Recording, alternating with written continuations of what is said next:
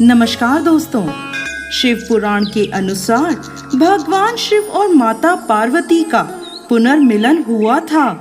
दोस्तों, एक बार भोलेनाथ ने माता पार्वती को उनके पुनर्जन्म के बाद याद दिलाने के लिए तीज की कथा सुनाई थी।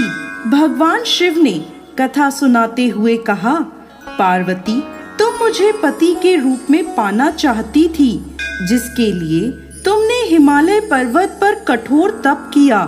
तुमने सर्दी, गर्मी, बरसात आदि सभी कष्टों को सहा। इसे देखकर तुम्हारे पिता बेहद दुखी थे। एक बार भगवान विष्णु के कहने पर देवर्षि नारद तुम्हारे घर गए और उन्होंने तुम्हारे पिता से कहा कि विष्णु भगवान आपकी पुत्री से विवाह करना चाहते हैं। आपकी क्या राय है?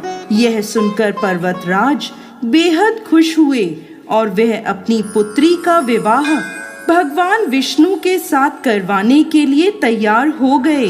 यह समाचार नारद जी ने विष्णु भगवान को दिया, लेकिन जब ये बात तुम्हें पता चली तो तुम नाराज हो गईं, क्योंकि तुमने मेरे लिए घोर तप किया था और तुम मुझे मन ही मन अपना पति मान चुकी थी। यह बात तुमने अपनी सहेली को बताई, तब उसने तुम्हारी मदद करने के लिए तुम्हें एक घने वन में छुपा दिया। वह वन ऐसा था जहां तुम्हारे पिता कभी नहीं पहुंच सकते थे। इस वन में तुम लगातार तप करती रहीं। पर्वतराज तुम्हारे ना मिलने से परेशान थे। वह इस चिंता में थे कि यदि भगवान विष्णु बारात लेकर आ गए और तुम नहीं मिली तो वह नाराज हो जाएंगे। भोलेनाथ माता पार्वती से कहते हैं कि धरती पाताल एक करके भी तुम्हारे पिता तुम्हें नहीं ढूंढ पाए, क्योंकि तुम उस वन में एक गुफा के अंदर मेरी आराधना कर रही थी। तुमने रेत का एक शिवलिंग बनाया था। तुम्हारे तप से प्रसन्न होकर मैंने तुम्हारी मनोकामना पूरी करने का विचार किया। इस बीच तुम्हारे पिता तुम्हें खोजते हुए गुफा में पहुंच गए। तुम्हें वहां देखकर पर्वतराज बेहद खुश हुए। तुमने अपने पिता से कहा कि तुमने मुझे अपना वर चुना है और इसके लिए घोर तप किया है, और आज यह तप सफल हो गया है।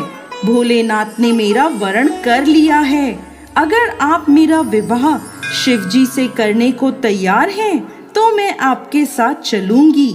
यह सुनकर पर्वतराज तुम्हारा विवाह मुझसे करने को तैयार हो गए। इसके बाद उन्होंने विधि विधान से हमारा विवाह संपन्न कराया।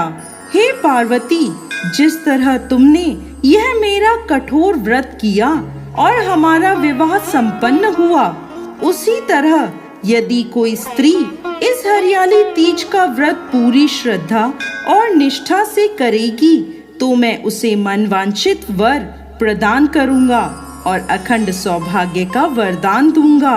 हे भोलेनाथ, इस कहानी को कहते, सुनते और हुंकार भरते सब पर कृपा करिएगा। इस दिन महिलाएं अपने पति की लंबी उम्र और अखंड सौभाग्य के लिए माँ पार्वती और भोलेनाथ की पूजा करती हैं। जय भोलेनाथ, जय माता पार्वती।